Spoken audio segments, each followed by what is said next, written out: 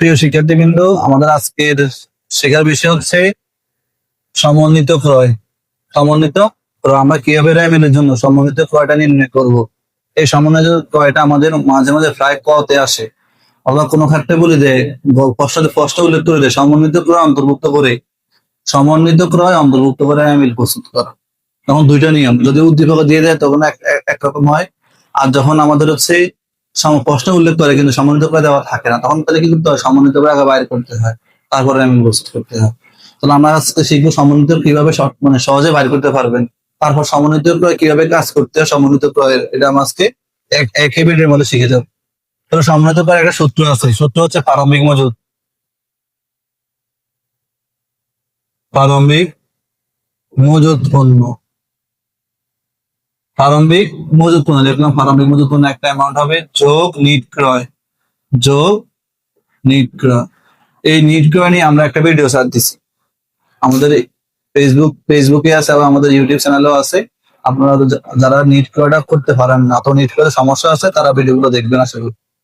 তাহলে হচ্ছে নিট ক্রয়, প্রারম্ভিক মজুদ পণ্য যোগ নিট ক্রয় যোগ করলে আমাদের যে টাকাটা হবে, এই টাকা থেকে আমরা যদি সরাসরি সমাপনী মজুদ পণ্য বাদ দিয়ে দেন, সমাপনী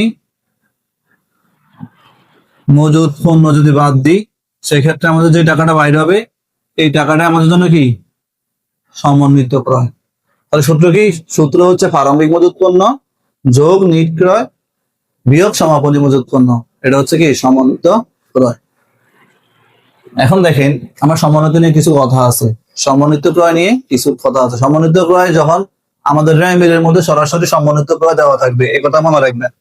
যখন র্যামিলে থাকবে, আমার বুঝাই, যখন র্যামিলে থাকবে,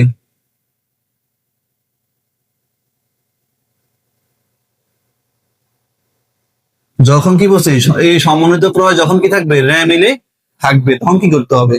যদি দেখেন কখনো র্যামিলে সরাসরি সমন্বিত ক্রয় দেওয়া আছে, উদ্দীপকের র্যামিলে যে উদ্দীপকটা দেওয়া থাকে, উদ্দীপক দেওয়া আছে, তাহলে বুঝবেন আমাদের র্যামিলের ওই র্যামিলে সমন্বিত ক্রয় অন্তর্ভুক্ত করতে হবে।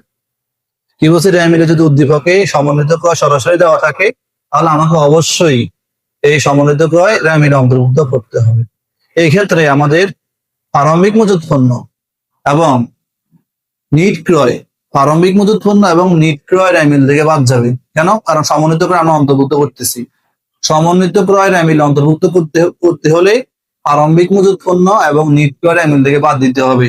আপনি নিজের মতো করে বাদ দিতে হবে না। যদি উদ্দীপকে দেওয়া থাকে সমন্বিত ক্রয়, সেক্ষেত্রে কি করতে হবে, আমাদের হচ্ছে প্রারম্ভিক মজুদ পণ্য র্যামিল থেকে প্রারম্ভিক মজুদ পণ্য এবং নিট ক্রয় বাদ দিয়ে দিতে হবে, মানে এটা অন্তর্ভুক্ত হবে না।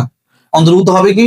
অন্তর্ভুক্ত হবে এই যে সমন্বিত ক্রয় এবং সমাপনী মজুদ পণ্য, সমন্বিত ক্রয় এবং সমাপনী মজুদ পণ্য র্যামিলে অন্তর্ভুক্ত হবে। আর যদি আরেকটা লেখা থাকে, কখনো যদি প্রশ্নের মধ্যে বলে দেয়, প্রশ্নে বলা থাকে যে সমন্বিত ক্রয় উল্লেখ করে, সমন্বিত ক্রয়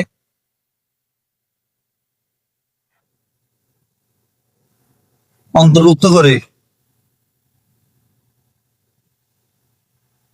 র্যামিল তৈরি করো, র্যামিল প্রস্তুত করো। কি বলছি, যদি কখন লেখা থাকে, প্রশ্ন যদি লেখা বলে দেয় সমন্বিত ক্রয় এত টাকা ধরে র্যামিল প্রস্তুত করো, সেই ক্ষেত্রে সেম একই নিয়ম।